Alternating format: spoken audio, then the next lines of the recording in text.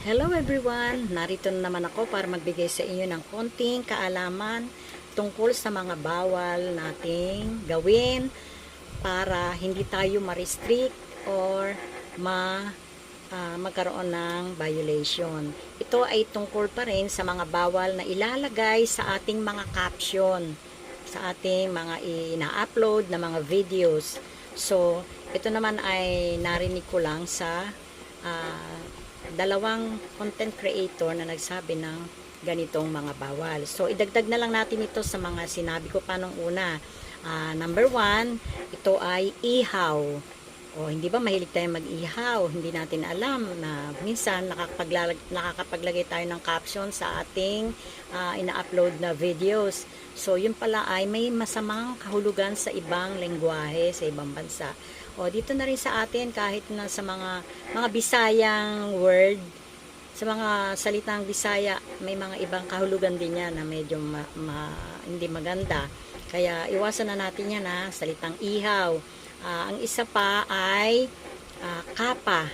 Alam niyo yung kapa, yung nilalagay sa likuran, mga lumilipad na mga superhero, katulad ni Superman, ni Batman, lahat ng may man. Yung nakalagay sa likod na para lumipad sila. Yan, may masamang kahulugan din pala ang mga word, mga salita na yan sa ibang lengguwahe. So, yan, number 2 uli iwasan na yan. At ang isa pa ay ang salitang chichi. O, di ba pangalan lang naman yan? O, bakit naman nagkaroon ng masamang yan? Siyempre, hindi naman natin din alam kung bakit. So, pag tinranslate ng AI yan, ni Facebook o ni Meta, magkakaroon siya ng ibang kahulugan. So, ganun talaga. Pagka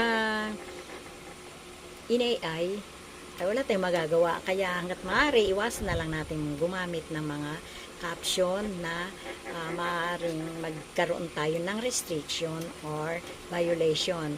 So, malapit pa naman ang maging yung petsang October 6. So, nakaka-nervous, diba? O, ito, ipapaskal ko ulit ito sa ating harapan para maalaala nyo kung hindi nyo naintindihan masyado yung sinabi ko. Ngayon, sinulat ko ito ng pabaligtad at sana maintindihan nyo, O, ay, meron pa yatang isa pa na idadagdag ako. Ito ay ang salitang kuya. Kuya. Ba? Parang kuya? Bakit?